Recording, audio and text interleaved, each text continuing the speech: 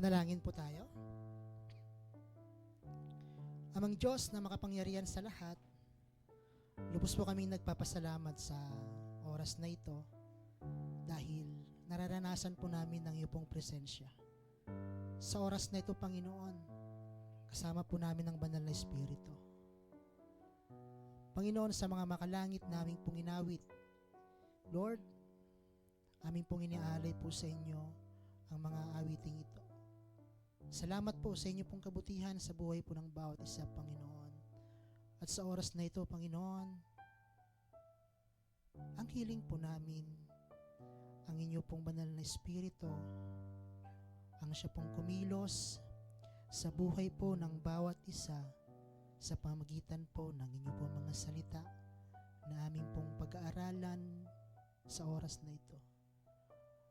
Panginoon, salamat po sa mga manifestation, revelation, Panginoon, pagtutuwid, kalakasan, pagpapaalala sa amin sa umagang araw na to sa pamagitan po ng iyong mga salita. Salamat po bilang iyong pong lingkod na gagamitin niyo po sa oras na ito. Aking pong ibinababa, ang aking pong puso, nagpapakumbaba. Salamat po, Ama, sa gagawin niyo po sa oras na ito. Ang hiling po namin, Panginoon, matapos po ang gawain ito, uuwi po kami mamaya, lalabas po kami sa lugar na ito, na mayroon pong nangyaring maganda sa buhay po ng bawat isa. Salamat po, Ama, sa pangalan ni Jesus. Amen. John 8:1-11. Meron po kayong mga Biblia. Ipagbukas po kayo sa akin sa aklat po ng John. Aklat ni Juan. John chapter 8 verse 1-11. John chapter 8 verse 1-11. Sabayan niyo po ako sa pagbabasa. Ganito po ang kanyang pagkasabi sa wikang Tagalog. Sa Tagalog po natin basahin para mas lalo po nating maintindihan. Amen? John chapter 8 verse 1-11. Makisabay po kayo sa akin. Si Jesus naman ay pumunta sa bundok ng mga olibo. Kinabukasan, maaga pa'y nagbalik na siya sa templo, lumapit sa kanya ang lahat ng mga tao. Umupo siya at nagsimulang magturo. Dumating noon ang mga tagapagturo ng kautusan at ang mga Pariseo na may dalang isang babaeng nahuli sa pangangulo niya. Iniharap nila ito sa karamihan at sinabi kay Jesus, Guro, ang babaeng ito ay nahuli sa aktong pangangalo niya. Ayon sa kautusan ni Moises, dapat batuhin hanggang sa mamatay ang mga katulad niyo. Ano naman ang masasabi ninyo? Itinanong nila ito upang subukin siya at nang may maiparatang sila laban sa kanya, ngunit yumuko lamang si Jesus at sumulat sa lupa sa pamamagitan ng daliri. Patuloy sila sa pagtatanong, kaya tumayo si Jesus at nagsalita, ang sino man sa inyo na walang kasalanan ang siyang maunang bumato sa kanya. Ang sino man sa inyo ang walang kasalanan ang siyang unang bumato sa kanya. Verse 8, at muli siyang yumuko at sumulat sa lupa. Verse 9, nang marinig nila iyon, sila'y isa-isang umalis simula sa pinakamatanda. Iniwan nila ang babaeng nakatayo sa harap ni Jesus. Verse 10, tumayo si Jesus at tinanong ang babae, nasaan sila? Wala na bang humahatol sa iyo? Last verse, wala po, Ginoo, sagot ng babae. Sinabi ni Jesus, hindi rin kita hahatulan. Umuwi ka na at mula ngayon ay huwag ka nang gumawa ng kasalanan. Matagal na pong pinagpala ang salita ng Panginoon. Muli, magandang umaga po. Magandang hapon po sa atin pong lahat. Excited po ba kayo sa salita ng Panginoon? I believe na mayroon pong gagawin ang Panginoon sa buhay po natin sa oras na ito. At tatandaan po natin na hindi po ito disgrasya na nandito po tayo sa oras na ito. Masaya po ba ang bawat isa? So, kung masaya po tayo, be ready po, natanggapin po ang salita ng Panginoon sa oras na ito. Napaka-importante po, napakaganda po ito pong pag-aaralan po natin this afternoon. So, this message is for us, para po sa atin ito. So, yun pong John 8, ito pong John 8 ay very familiar po sa atin. At sikat na isang pangyayari sa Bible patungkol po sa babaeng nangalunya. Okay? At ito po yung tanong dito, meron pong tanong dito sa Bible na lagi po natin nakikita o naririnig sa mga nagtuturo na kung sino man ang walang kasalanan ay siya ang maunang bumato. Di ba? Kung sino man sa inyo ang walang kasalanan ay siya yung unang bumato. Po-focus po tayo sa salitang ito, which is napakaganda po ang message ng Panginoon. And I pray this morning, this afternoon, mga kapatid, that we need to know, kailangan po natin malaman kung ano ang accomplishment ng Panginoon sa ating pong buhay. We need to focus. Hindi tayo magka-focus o pag-aaralan natin kung sino man ang may kasalanan, walang kasalanan, siya yung unang bumato, which is napaka-importanting tandaan po natin na ano ba yung i-focus natin sa hapon na ito. We need to focus, ano ba yung ginawa ng Panginoon? Ano ba yung na-accomplish ng Panginoon sa pangyayari dito, sa nangyari dito. So we need to remember na ang Panginoon, unang-una pa lang, namatay siya para po sa atin. Okay? Yung last time, kung di po kayo nakapunta, napaganda po nung topic last Sunday sa church, which is the gospel of Jesus Christ. Nagtataka po tayo, bakit po natin pinag-aaralan ng gospel? Nakatanggap na tayo, napakinggan na natin ang word of God, ang salvation. Sigurado na tayong pupunta sa langit, pero I believe, mga kapatid, na the gospel of Jesus is for everybody. This is not only for the unbeliever. Ang gospel ng Panginoon ay para po sa lahat.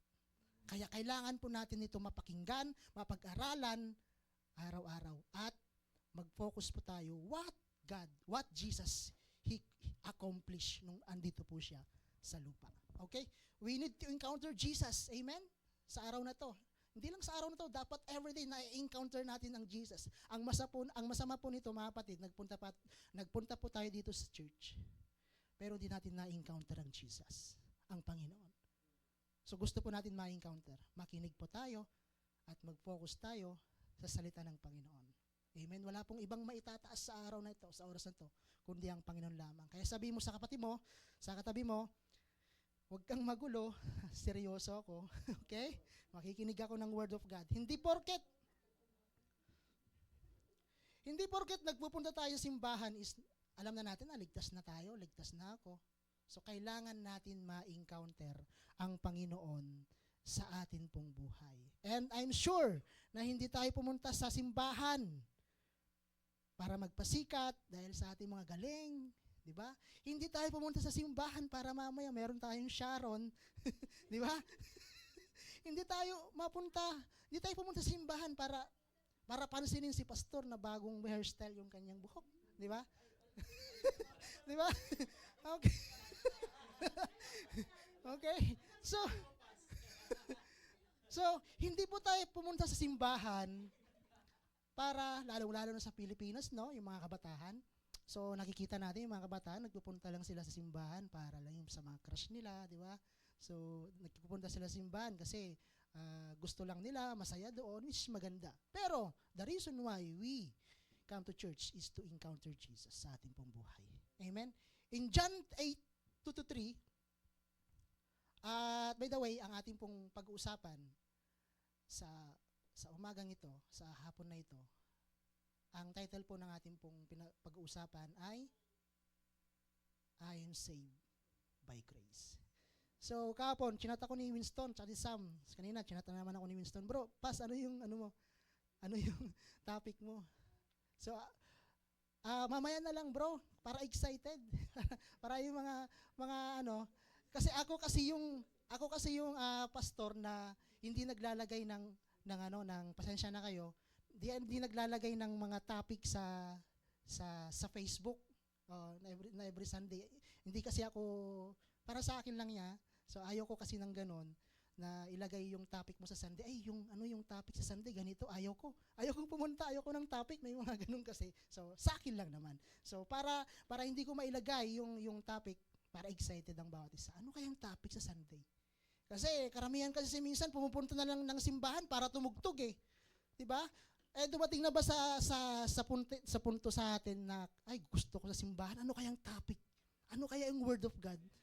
Naisip ba natin 'yon minsan? Hindi minsan, no? Pupunta ako sa simbahan kasi kailangan kong maggitara. Kailangan kong mag-drum, ako yung naka-schedule sa devotion. 'Di ba? Minsan hindi natin naisip, ano kayang topic mamaya? Excited ako. Ano kayang topic mamaya? Ano kayang pag-aaralan? Ano kayong word of God? Ano kayong revelation ng Panginoon? I am saved by grace. Sabihin mo sa katabi mo, I am saved by grace. Sabihin mo. Sabihin mo sa katabi mo, naligtas ka dahil sa grasya ng Panginoon. Go. Okay? So, in verse 2 to 3, sabi dito, kinabukasan, maaga pa'y nagbalik na siya sa templo. Lumapit sa kanya ang lahat ng mga tao, umupo siya at nagsimulang magturo. Dumating noon ang mga tagapagturo ng kautusan at mga pariseyo na may dalang isang babaeng nahuli sa pangangalo niya, iniharap nila ito sa karamihan. Pasensya na po pala kayo, wala pa akong verse 1, o wala pa akong point 1, point 2, point 3.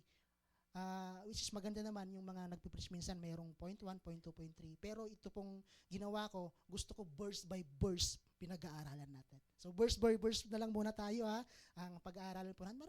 Malalaman natin ano bang ibig sabihin nito. So ang ibig sabihin po nito, sa verse 23, mayroon pong nagdala ng isang babae na nahuli sa pangangalo niya. So habang nagtuturo si Jesus dito, so very timing na habang nagtuturo si Jesus doon po sa harap ng templo, may nagdala ng isang babae. Wow. Anong mapapansin nyo dito? Very timing yung kanilang ginawa na habang nagpipreach doon nila nilagay yung babae. Talagang hindi man lang nila tinapos yung worship, hindi man lang nila tinapos si Jesus na mag-preach. Talaga pa sa kalagitnaan ni Jesus, habang nagsasalita, dinala nila sa gitna yung babaeng nangalunya. Hindi ko alam kung na-interrupt si Jesus o ano yung nangyari dito. Pero hindi man lang nila tinapos yung ginawa ni Jesus. Maintindihan natin dito mamaya konti. Bakit nila ginawa? Iyon. So, yung babaeng ito, half naked. Kasi nahuli siya sa pangangalo niya eh. She is half naked. So, siguro, ubad-ubad siya. So, dinala siya doon sa gitna. And imagine nyo yung embarrassment na ginawa ng mga taong ito sa babaeng ito. Imagine niyo yung kahihiyaan ng babae na naranasan niya at that time. Kasi nagtuturo si Jesus. Nakabilog sila, sabihin na nakabilog sila. And then sabihin na natin, 1,500 people yung nandun. And then ikaw na half naked na nahuli sa pangangalo niya, nilagay ka sa gitna. Wow, grabing kahiyaan yun. Grabing embarrassment yung ginawa ng mga tao. Pinarada nila sa labas, pinarada nila sa plaza. At sinabi nung mga tao, tama to, yung babaeng ito nahuli sa pangangalo niya. Okay? Verse 4 to 6. In verse 4 to 6, ganito ang kanyang sinabi. At sinabi kay Jesus, Guro, ang babaeng ito'y nahuli sa aktong pangangalo niya. Ayon sa kautusan ni Moises, dapat batuhin hanggang sa mamatay ang mga katulad niya. Anuman ang masasabi ninyo? So tinanong nila si Jesus. Verse 6, itinanong nila ito upang subukan siya at nang may maiparatang sila para sa kanya, laban sa kanya. Ngunit yumuko lamang sa Jesus at sumulat sa lupa. Actually, kung mapapansin niyo sa verse 4, may nakalagay doon na guro, teacher. You know why? Bakit teacher ang tawag ng mga pariseyong ito, mga saduseyong ito kay Jesus? Kasi hindi sila naniniwala kay Jesus. Which is, ang ibig sabihin nito, teacher, which is a sarcastic word. Kasi hindi sila, yung mga pariseyo dito, mga saduseyo, hindi sila naniniwala kay Jesus. Kaya hindi Jesus yung tawag nila, guro. So yun po yung ibig sabihin nun. Okay? Para alam po natin. So, at ang sabi ng mga Pariseo, Saduceo, na laging malungkot, because there is sad Saduceo. Biro lang po. Saduceo na laging malungkot. Maligets nyo mamaya pag kumakain tayo. Okay, magigets nyo mamaya. Yung mga tahimik. Magigets nyo mamaya. Bakit sila malungkot? Because there is sad Saduceo. Okay? Makagising lang. Now, hindi lang sa adultery ang punishment na binabato. If you remember, dun sa Old Testament, di ba? Sa Old Testament, yung mga anak na lumalaban sa mga magulang nila, binabato hanggang mamatay. Kaya sabi dito, ng mga Saduceo, mga Pariseo, kasi kautosan ni Moises, sabi, kapag nahuling nangalon niya, babatuin hanggang mamamatay. Doon sa Old Testament, kapag ka ikaw ay bata pa lang, sumasagot ka na sa magulang mo, babatuhin ka. Kapag ka inaaway mong magulang mo, babatuhin ka hanggang sa mamatay. Di ba? So, yan ang kautosan sa Old Testament. Sabi ng mga Pariseo, batuhin niyang babae niya hanggang sa mamatay. Sabi, pero, tignan ninyo yung scripture, kung mapapansin ninyo, kung nahuli yung babae na nangalunya, dapat meron siyang kasama. Nagets nyo? Alangan naman yung babae lang ang nangalunya. Dapat may lalaki. Ang question, bakit wala doon yung lalaki? Bakit yung babae lang ang hinuli? Nagets nyo? Okay. Nakakasabay kayo? Bakit hindi nila hinuli yung lalaki? Bakit yung babae lang ang dinala dito? Okay? Pero bakit, napakalaking tanong, bakit yung babae lang yung hinuli sa pangangalo niya? Dapat yung lalaki rin ilagay sa gitna. Diba? At sabihin din yung lalaking ito, bakit yung babae lang ang kinuha? Okay? So, meaning, ang ibig sabihin po nito, bakit yung babae lang yung kinuha? Because hindi po sila seryoso.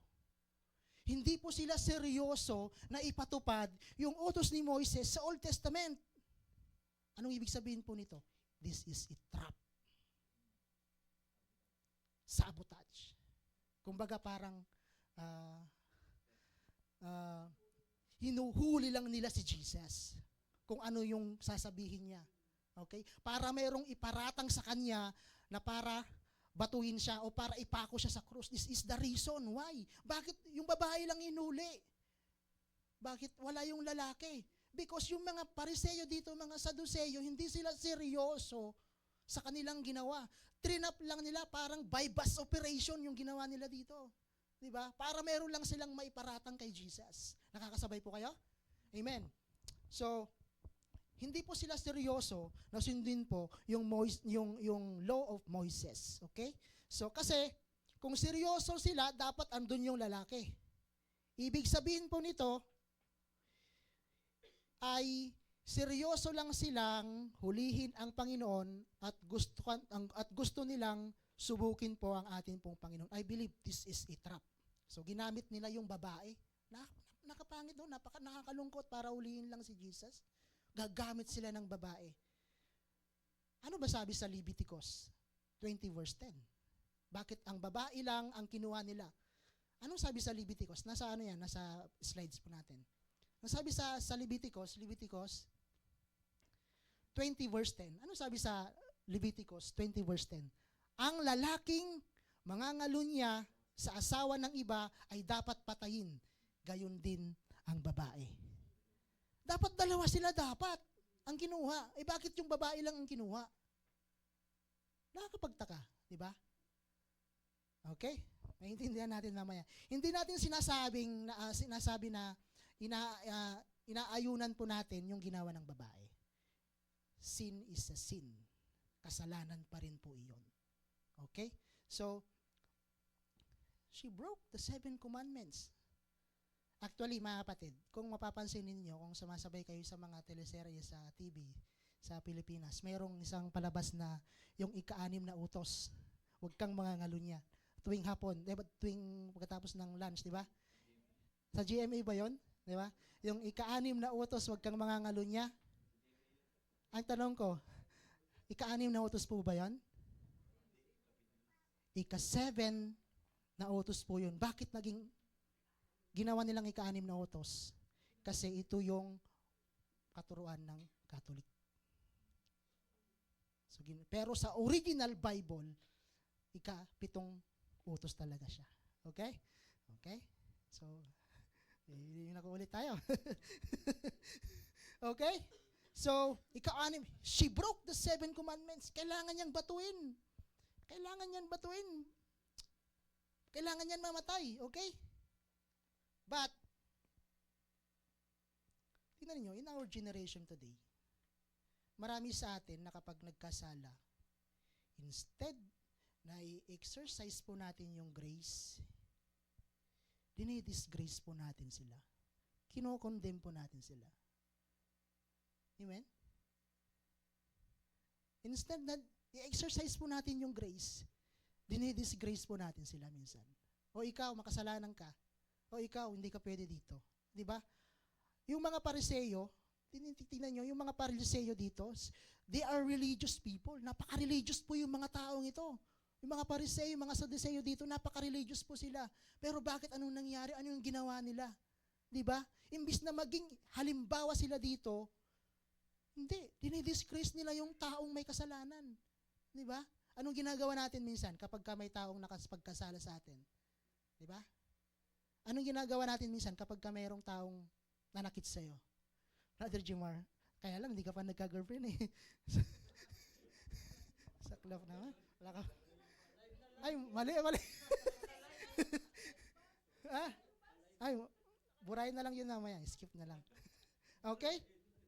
Na dapat yung mga Pariseyo dito, mga Sadduceo dito, nag-exercise sila ng ng grace, ng mercy, di ba? Pero sila pa yung nangunguna para sirain yung ministry ni Jesus. Okay?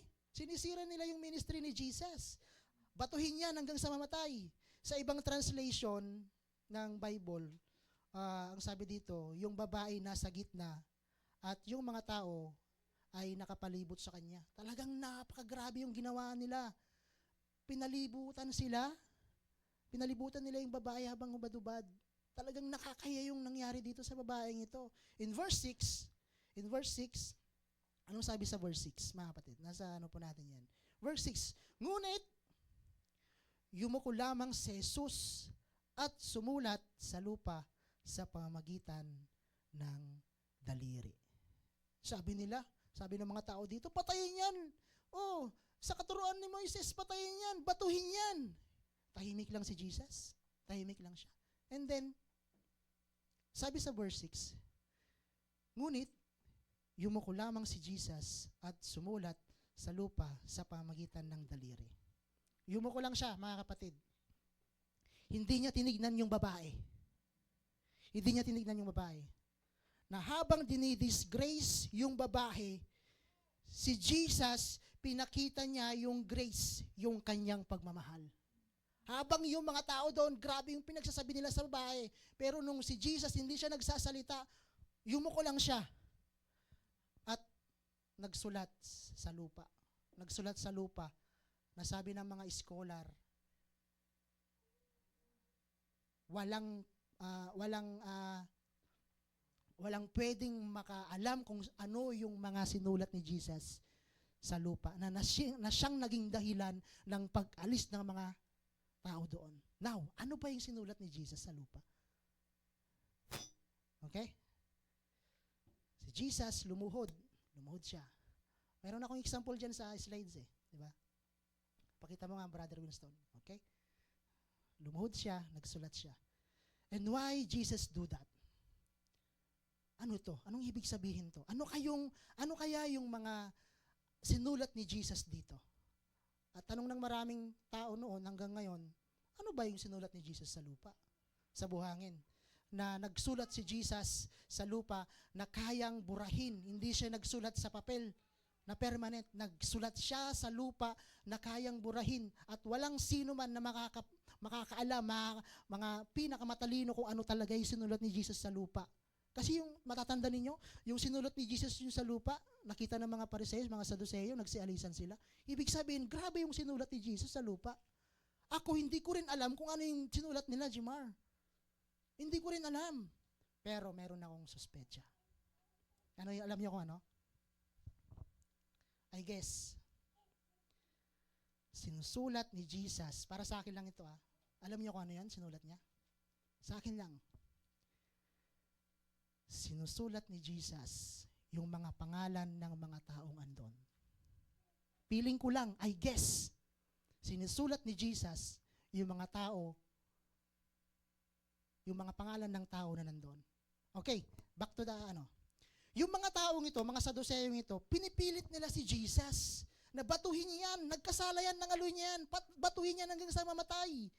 And then nung yumuko si Jesus, Sister Thea, sabi niya, nagsulat siya. Now, ano yung mga sinulat ni Jesus doon?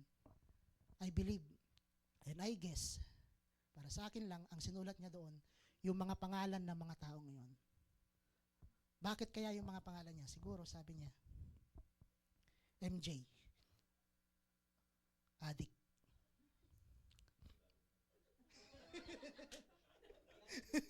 Okay? Okay? Okay? Tapos, next, sinulat ni Jesus. Carl, chick boy. Okay? Okay? Next, sulat si Jesus ulit. Thea, my anger problem. My anger issue. And then, nung nakita ng mga Saduceo siguro, Brad, di pa alamin ng asawa ko. Alis na ako. Maari na yun yung sinulat ni Jesus. Nakakasabay po kayo? Kasi sabi dito, kung sino man, mamaya pa yun, nakaka-excited. Nakaka-excite, okay? Kasi umalis yung mga matatanda mula sa pinakamatatanda, umalis sila. Nung nagsulat si Jesus di ba? So let us remember na hindi pumunta si Jesus dito sa lupa para i-demolish ang law. Kasi sabi sa law of Moses sa seven commandments, batuhin yan hanggang sa mamatay. Pero let us remember na hindi pumunta si Jesus dito sa lupa para i-demolish ang law. Okay? Pumunta siya dito sa lupa para i-accomplish ang law. Para i-accomplish ang law, mga kapatid. Tignan ninyo, cities, yung mga Jewish people, meron silang, ilang commandments yon sa kanila? 613 commandments na sinusunod nila. Yung mga Jewish people, there are 613 commandments. Pero ang Panginoon natin, pumunta siya sa lupa, ang binigay niya, John 3:16. Diba? Which is for God so loved the world, that whoever believe in Him will not perish but have everlasting life. Diba? Napakaganda, mga kapatid. This is the good news of Jesus Christ. Kaya kapag ka nakarinig ka ng good news, hindi ka masaya, hindi yan good news. Okay? Kapag ka nakarinig ka ng grace at hindi ka na-amaze, hindi yan grace. Because what? The grace of God is always amazing. The grace of God is always amazing. Sabi sa word, the law of Moses, batuhin siya hanggang sa mamatay. Batuhin niya hanggang sa mamatay. Now, listen mga kapatid. Binigyan ng dalawang option si Jesus. Listen. Binigyan siya ng dalawang option. Number 1 option, batuhin yan. Number 2 option, huwag batuhin yan. Okay, anong ibig sabihin po nito? Pag binato ni Jesus yung babae, at that time, ma-offend yung mga Romans. Kasi at that time, sila po yung, sinasako po sila ng mga Romano.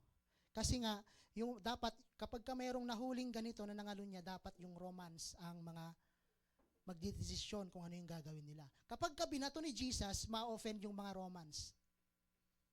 Now, kapag ka naman hindi binato ni Jesus, magagalit yung mga Jewish people. Kasi yung mga Jewish people, mga Saduseo, sinusunod nila yung sinasabi nga natin, yung sino man yung walang kasalanan, siya ang unang bumato. Grabe yung trap talaga ng ginawa ng mga taong dito. This is a trap. But, nagbigay si Jesus ng pangatlong option, Brother Jemar. Ano yung pangatlong option?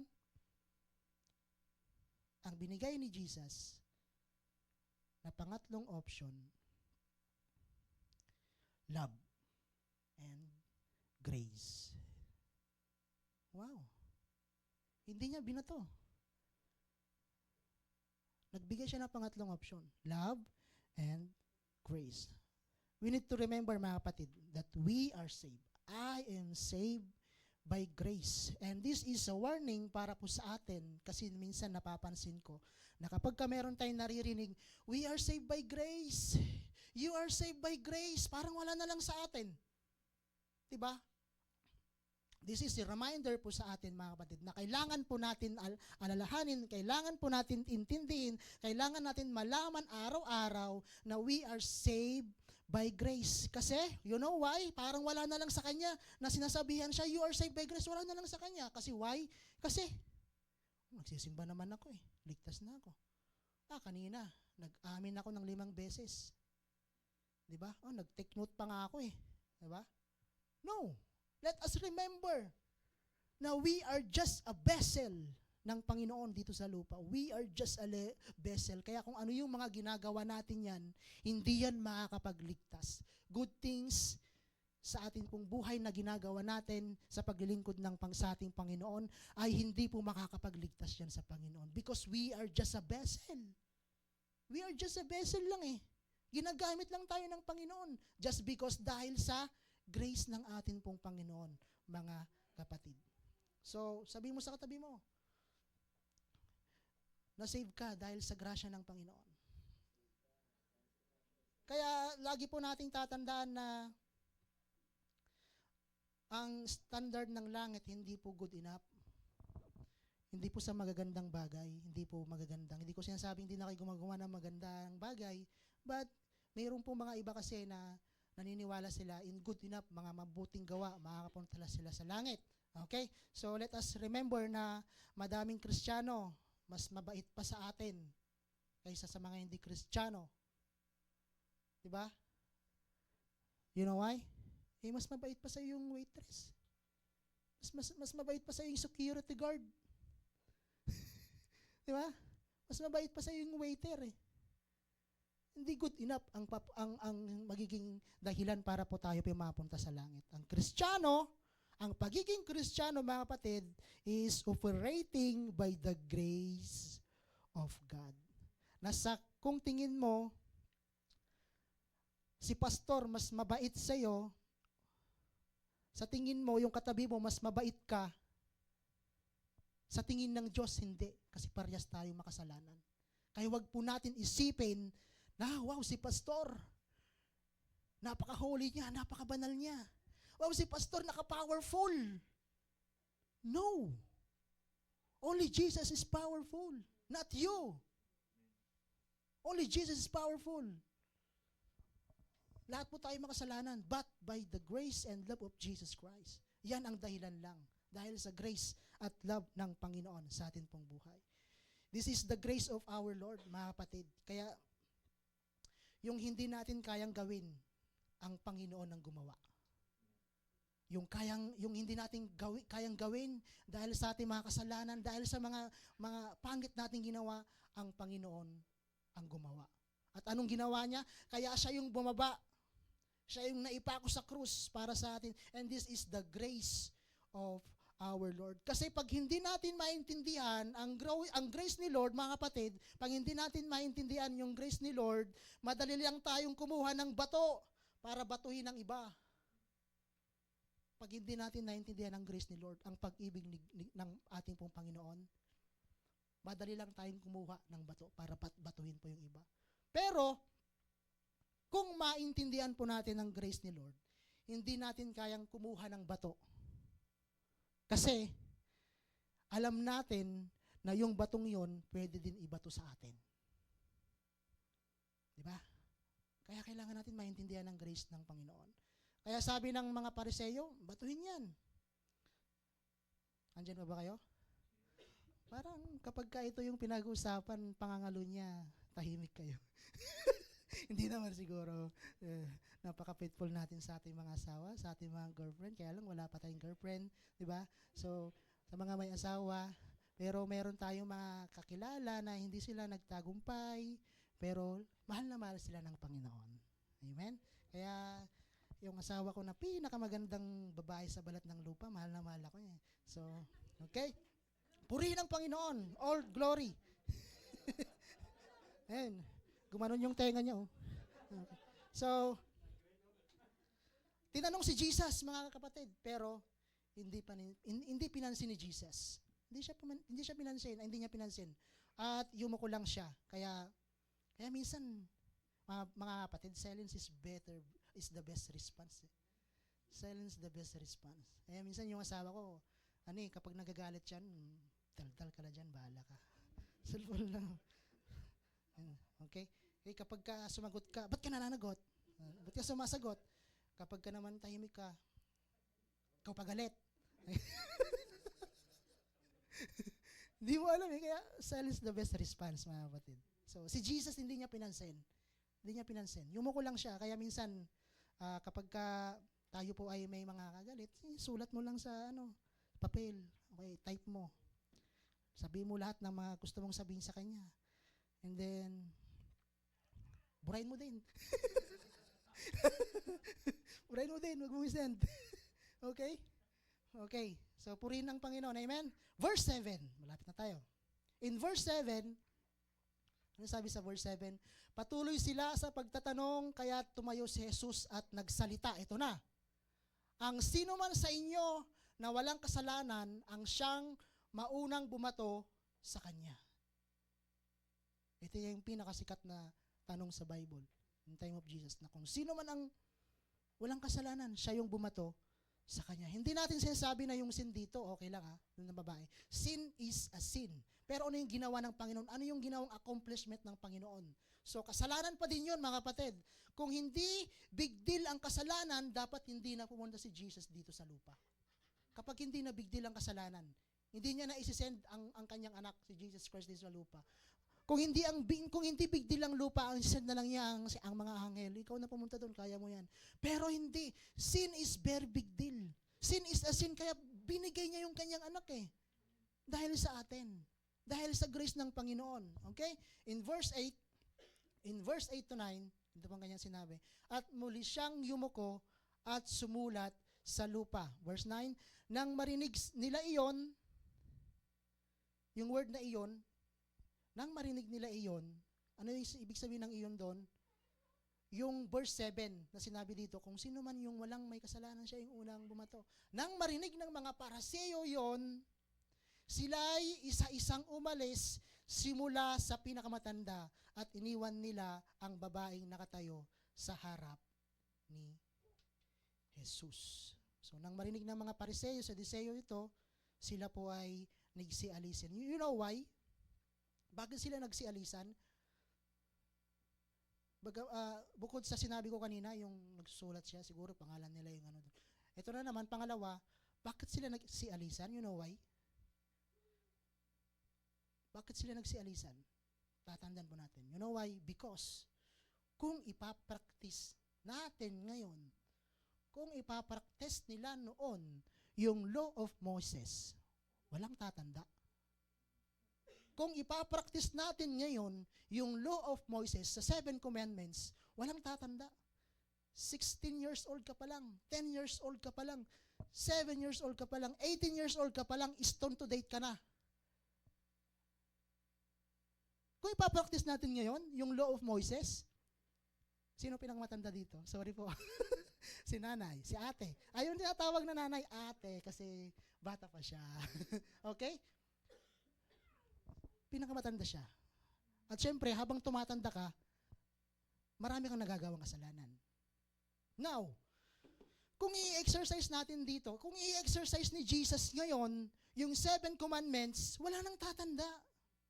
Kasi, 10 years old ka pa lang, sinagot mo lang yung nanay mo, stone to death ka na. Di ba? At habang tumatanda tayo, mas dumadami ang kasalanan natin. Amen? Ngayon, ibilang mo ba yung kasalanan mo, Brother Arky? Hindi, no? Hindi mo alam. At habang tumatanda tayo, mas dumadami yung kasalanan natin na nagagawa natin sa ating pong Panginoon. Now, bakit sabi dito, mula sa pinakamatanda, siya yung unang umalis. Sila yung mga unang umalis. Kasi, kung sino yung mas matanda, ay, mas matanda ako dito. Mas marami akong kasalanan, alis na ako dito. Nagets nyo? O, ako yung pangalawa sa matanda, alis na ako dito. Mas marami akong kasalanan kaysa sa babaeng yan. Kaya yun po yung dahilan. Kaya mula sa pinakamatanda, sila yung unang umalis dito. Kasi, kapag in-apply natin ngayon, yung law of Moses, walang tatanda sa atin. But because the grace of God, dahil sa grasya at pagmamahal ng Panginoon, hindi na kailangan sundin ito. Okay? Kailangan lang natin lumapit sa Panginoon. Amen? Wala nang aabot, tatanda. Okay? So, kaya huwag natin sabihin minsan, yung mga pastor, bishop, perfect person po yan. Hindi po, lahat po tayo makasalanan sa paningin ng Panginoon. Verse 10. Ang sabi sa verse 10, tumayo si Jesus at tinanong ang babae, nasaan sila? Question number 1, nasaan sila? Ngayon, pinansin na niya yung babae. In verse 1 to 9, hindi niya pinansin yung babae. Kahit na sinasabihan nila yung babaeng ito, hindi niya pinansin yung babae. In verse 10, pinansin na niya yung babae. Kinausap na niya yung babae. Verse 10, sabi niya, tumayo si Jesus at tinanong niya ang babae. Question number 1, nasaan sila? Question number 2, wala na bang mahatol sa'yo? Nasaan sila? So nawala na sila lahat, mga kapatid. I believe na condemnation is a work of Satan. Condemnation is a work of Satan. Yung mga taong yon na walang ginawa, kundi puro condemnation, puro pangpapahiya, o ikaw mahina ka, hindi mo pa kaya yan. Di ba? And today I believe, ang madami sa atin nagigilty na kasi, pastor, mas malala pa sa pangangalo niya yung ginawa ko eh. Di ba? May mas malala pa ba dito? Sa ginawa ninyo? Wala naman, no? So, mabait tayo eh. mabait tayo dito. Amen? So, ang condemnation is a work of devil, mga kapatid. Kaya minsan, may mga naririnig tayo, huwag ka na pumunta sa church. Di ba? TikTok ka na lang. Para mayroon kang may upload sa Reels. Ay, hindi ba? So, di ba? Ang ganda ng bihis mo. Sira naman ang buhay mo. Di ba? Mayroon tayong maririnig minsan na gano'n. Ang puti ng lotion mo, wala ka namang devotion. Di ba? Ang puti ng mukha mo. Ang itim naman ng puso mo. Di ba? May maririnig tayong ganito minsan. Gagamitin lahat yan ni Satanas para sirain po tayo. Kapag kami naririnig tayo ng ganito, this is the work of devil. Gawayan ng kaaway. Gawayan ni Satanas. Mahina ka, defeated ka. You are nothing. Hindi ka ka-deserve. Hindi ka ka-deserve na magluto, 'di ba? Matabang yung luto mo, parang ganoon, yung mga sinasabi ng mga maririnig natin. Hindi ka mahal ng Diyos. Mga kapatid, boses na boses yan ng kaaway. Hindi yan boses ng Panginoon natin. Okay? But remember this, that the grace of God is for everything, for nothing. The grace of God is for everything, for nothing. Na kapag sa mga taong walang-wala sila, ang grace ni Lord ang siyang magpupuno. Amen? Every time na maririnig tayo, makakarinig tayo ng mga condemnation, ng mga accusation, huwag natin yan pakinggan. si Lord ang atin pong pakinggan. Hindi yan boses. May nagsinabihan ka ng mahina ka. Hindi mo yan kaya. Iko-condemn ka. I-accuse ka. Hindi yan boses ni Lord. Boses po yan ng kaaway. So verse 2 to 10, hindi nagsalita yung babae. Pero dahil, dito sabi sa verse 10, meron pa bang humahatol sa'yo? Nasaan sila? Meron pa bang humahatol sa'yo? In verse 11, ito pong kanyang sinabi. Wala po, Ginoo, sagot ng babae. Sinabi ni Jesus, hindi rin kita hahatulan. Umuwi ka na, at mula ngayon, huwag ka nang gumawa ng kasalanan. For the first time, mga kapatid, nagsalita yung babae. Yung mga andon, yung mga Pariseo, hindi makapagsalita si Jesus eh. Di ba? Pansin nyo ba kapag kami mga religious people, hindi tayo makapagsalita? Di ba? May mga bishop, may mga bisita tayo, mga bishop, may mga doktor, hindi tayo makapagsalita. Mga religious people. Pero kapag kumakausap tayo sa Panginoon, grabe yung sigaw natin. Yun minsan yung mga religious people. Di ba? Pero, pag sa mga personal natin na devotion, grabe yung pakikipag-usap natin sa Panginoon. Why? Madaming religious people ngayon, mga kapatid, na hinuhusgahan tayo batse sa ating mga religious duties. Okay? Kulang sa panalangin, kulang ka sa panalangin. Hindi ka pwede dito. Kulang ka sa pagbabasa ng Biblia, hindi ka pwede dito. Wala kang devotion, hindi ka pwede dito. Wala kang cell group, hindi ka pwede dito. Hindi ka nagsisimba, hindi ka pwede dito. Boses na boses yan ng kaaway. Boses na boses yan ng kaaway, mga kapatid. But, God's salvation is not based on what you can do to Him. Hindi ito paramihan ng prayer. Okay? Hindi ito paramihan ng amen. Hindi ito paramihan ng pagdalo sa simbahan. Hindi ito pagalingan mag-pray. Okay? Na kapag nagpipray ka, talagang nag-iiba pa yung boses mo. Diba? Pag nagpipray tayo, nag-iiba pa yung boses natin. So we are not called to be religious, mga kapatid. Tatandaan natin. We are not called to be religious. We are called for spiritual. We are called for spiritual being, not religious being. Amen. Meron tayong sila Neti. Okay. Jesus said, where is your accuser? Asan yung mga accuser mo? Asan yung mga nagko-condemn sa'yo? Asan yung mga sumisigaw sa'yo? Asan yung mga nagpapahirap sa'yo? Okay? Sabi ni Jesus, hindi rin kita hatulan. Umuwi ka na at mula ngayon, huwag ka na magkasala. Alam niyo, mga kapatid, malapit na ako matapos. See this. Sa time na to, napakaraming tao dito. Sabihin na lang natin, nasa 500 or 300 people. Yung mga tao dito, nakapalibot. Sabi ko sa inyo kanina, nakapalibot sila.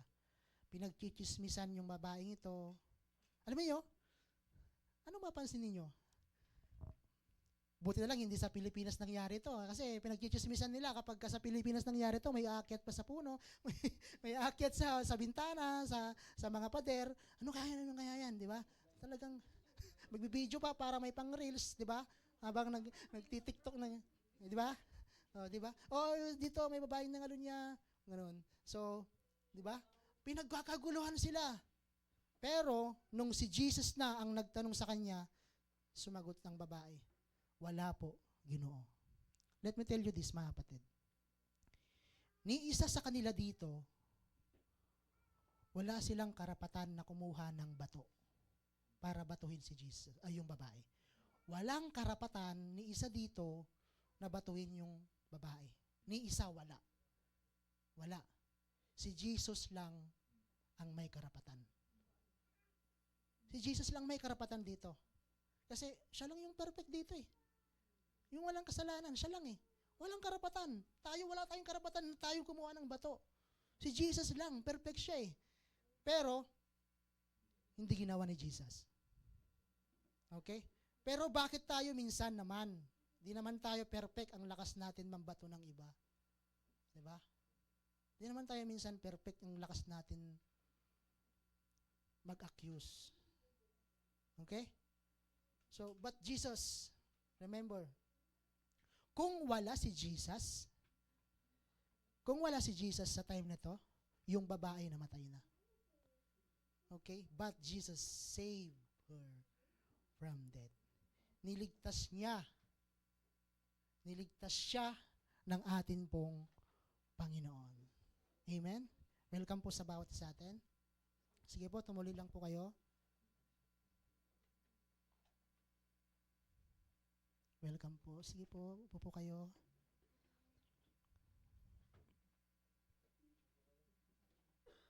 Welcome po. Malaki po ba yung kasalanan ng babaeng nangalun niya? Malaki. Her sin is big. Mga kapatid, her sin is big. But her Savior is bigger. Amen? Palakpakan po natin ng Panginoon. Malaki yung kasalanan ng babae, pero mas malaki po ang atin pong Panginoon. When you feel that you are like this, pakiramdam mo ganito ka. Pakiramdam mo, you are not acceptable. Pakiramdam mo, mga kapatid, hindi ka malinis sa Panginoon. Pakiramdam mo, you are being hypocrite. Tingin mo sa sarili mo, mahina ka. Tingin mo sa sarili mo, mga kapatid, talunan ka. Every time, mga kapatid, sa tingin niyo, pakiramdam niyo, may raming, parang sa tingin mo, ang sama-sama mo, hindi ka katanggap sa Panginoon. Every time na pumupunta tayo sa Panginoon, maalala mo yung ginawa ng, maalala mo yung gumawa sa iyo ng kasalanan. Every time na makakaranas tayo nito, na mayroon pong mag-accuse sa atin, every time na makakarinig tayo, mayroon pong nagko-condemn sa atin, alam niyo po ba, na mas dito po natin na-discover ang grace ng ating Panginoon. Mas lalo natin na-discover ang grace ng Panginoon sa mga time na ito na napanghihinaan tayo. May mga nag-a-accuse sa atin. Okay? That's why, this time mga kapatid, we need to encounter Jesus sa atin pong buhay. Kung alam mong mahina ka, isuko mo yan sa atin pong Panginoon. Humingi tayo sa Panginoon ng paglilinis sa atin pong Panginoon sa oras na ito. But, tonight, this afternoon, kung meron kang kahinaan, meron ka pa rin mga sin na hindi mo pa rin maisukot sa Panginoon, and then surrender that to Jesus. Confess. Confess po natin sa atin pong Panginoon. Sa aking pong pagtatapos, you know the story of prodigal son? Do you know the story of prodigal son? Yung pong bata, yung pong anak na lalaki, na kinuha niya yung 1/3 ng kanyang mana sa kanyang tatay at lumayas. Ginastos niya, ginamit niya yung kanyang mana, and then, sa kanya pong nung naubos na po yung kanyang pera, kinig po kayo, natauhan po siya. At hindi niya deserve ang bumalik. Hindi niya deserve ang bumalik eh. At marami sa atin ngayon, hindi natin deserve ang bumalik. Kasi dahil po sa ating pong mga kasalanan. Dahil po sa ating mga ginawang mga kasalanan sa ating pong Panginoon. Hindi natin deserve bumalik. Hindi tayo katanggap-tanggap sa ating Panginoon eh. Sa dami sa atin na mga kasalanan na ating pong ginawa, hindi tayo deserve sa ating Panginoon. Sabi sa scripture, dito po sa prodigal son, na habang nagpapakain siya ng baboy, ito yung pagpapakain siya ng baboy, ito yung uri ng trabaho at that time na pinakamababang uri ng trabaho yung pagpapakain. Natauhan po siya.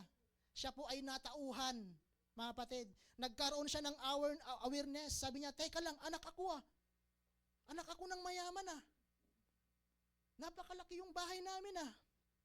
Napakalaki yung mansion namin. Ang daming pagkain doon. Bakit ako kumakain ako ng pagkain ng baboy? Bakit ako nagtatrabaho dito? Diba? Bakit ako nandito? Babalik ako. Kahit gutom ang napala niya doon, babalik ako. Gagawa ng paraan ang Panginoon, mga kapatid, para magising tayo minsan. Gagawa ng paraan ang atin pong Panginoon. At nung parating na po siya sa bahay nila, nakita siya ng kanyang tatay. Na dapat yung anak, yung unang makakakita sa tatay. Kasi yung anak, yung may pupunta sa dagat eh. Pero yung tatay ang unang nakakita sa anak. Wow? Yung tatay ang unang nakakita sa anak.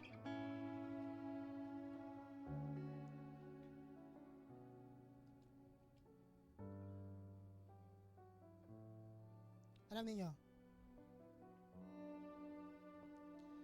yung tatay is waiting. Yung tatay niya, palaging naghihintay sa kanya pong anak na bumalik. Diba? Kasi hindi niya deserve eh. Hindi na natin deserve sa Panginoon. Pero yung Panginoon natin, laging naghihintay po sa atin para bumalik tayo. Napanghinaan tayo, naghihintay ang Panginoon para bumalik ka sa Kanya. Meron kang nagawang kasalanan and then naghihintay pa rin ang Panginoon para bumalik ka sa Kanya. Diba? Napanghihinaan kami, problema ka sa pamilya mo, sa asawa, mag-asawa kayo, sa trabaho mo. Naghihintay ang Panginoon, hinihintay ka niya. At dito, makikita natin dito sa kwento, hindi na hinintay ng ama na makarating yung kanyang anak sa bahay. At yung mismong ama na ang sumalubong sa kanyang anak para yakapin, halikan. And this is the picture of Jesus Christ. This is the picture of Jesus Christ sa atin, na hindi na tayo yung pumunta sa langit. Siya na yung pumunta sa lupa para sa atin. Amen? Para sa ating mga kasalanan, sa ating mga hindi magandang gawain, siya na yung pumunta sa lupa. Pako sa krus, pahirapan, suntukin, tadyakan, duran, pako sa krus, namatay, muling nabuhay para po sa atin. This is the gospel of Jesus. Para po sa atin ito, mga kapatid. Niyakap niya yung kanyang anak. Sabi nung kanyang anak, I am no longer worthy to become you, to call you son. Hindi na ako karapat, dapat tawagin mong anak, sabi niya. Kung meron lang akong dito, Bible dictionary or dictionary, kailan ba tayo naging worthy sa harapan ng Panginoon? Diba? Yung word na worthy. Kailan ba tayo naging worthy? Diba? Pero, mga kapatid, this time, anyway, sino ba sa atin nakaka-memorize ng 10 Commandments? Wala. Sinong sumusunod sa 10 Commandments? Wala. Hindi nga natin memorize eh. Pero bakit yung bata, kahit John 3:16, kabisado niya? Because there is something love na nararanasan natin sa ginawa ng Panginoon. Yung sacrifice ng Panginoon, yung grace ng Panginoon sa John 3:16. Amen? Nararanasan natin ngayon yung presensya ng ating pong Panginoon. This is because the grace of our Lord Jesus Christ. Ang sabi ng mga religious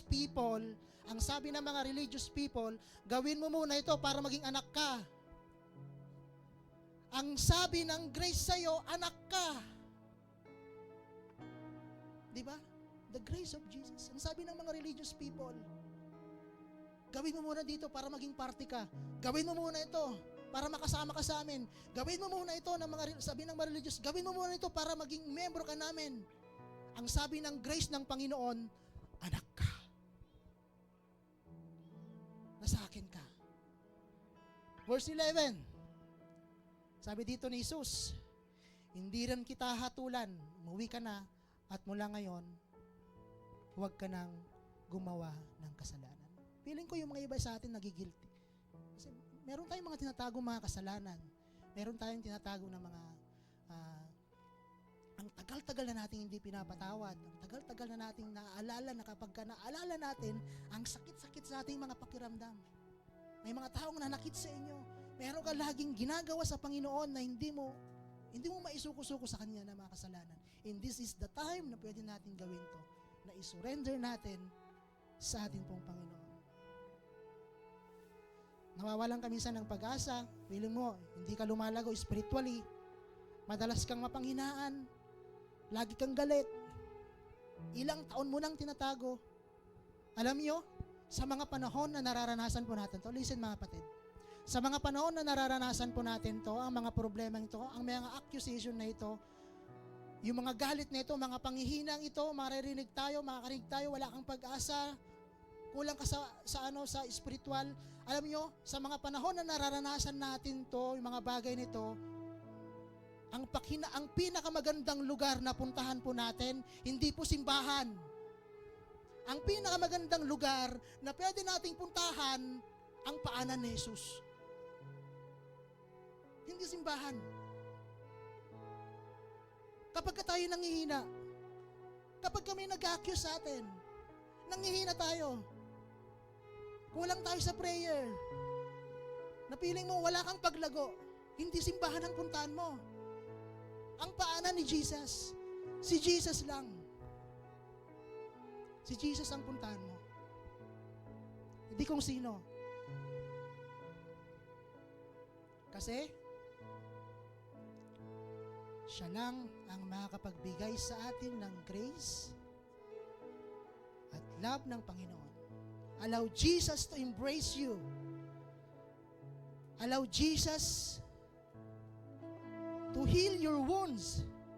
Allow Jesus na ipakita sa iyo that there is a better way para sa iyo. Regardless, mga kapatid, the amount ng iyong kasalanan, His grace is bigger para po sa atin. Amen? Kaya mga kapatid, kaya kapag tayo minsan nananalangin tayo, hindi niya binibigay yung deserve mo. Diba? Kasi yung deserve mo, mapapahamak ka dyan. Ang ibibigay niya yung kailangan mo.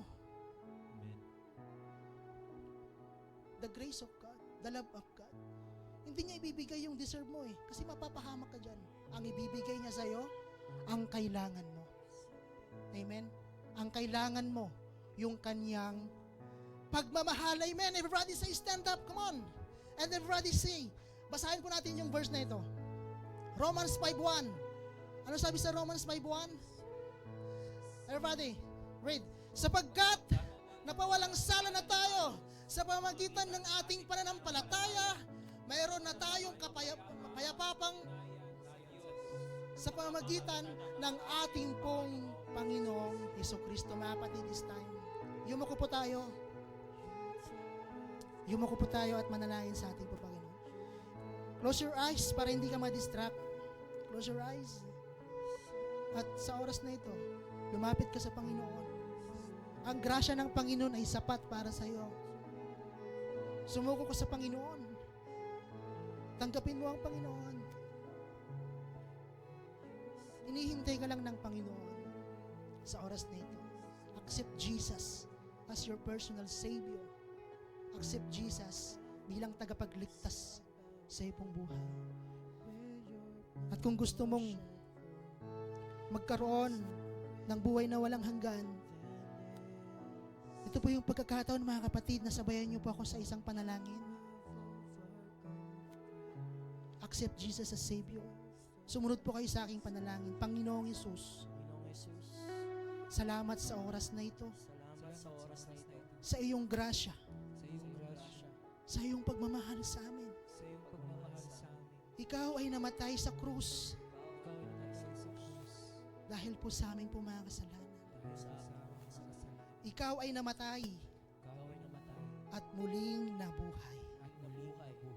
Panginoon, sa oras na ito, tinatanggap kita bilang Panginoon at tagapagligtas sa aking pong buhay. Isulat niyo po ang aking pangalan sa aklat ng buhay. Sa pangalan ni Jesus. Amen, amen. Palakpakan po natin ang Panginoon. Glory to God. Purihin po ang Panginoon.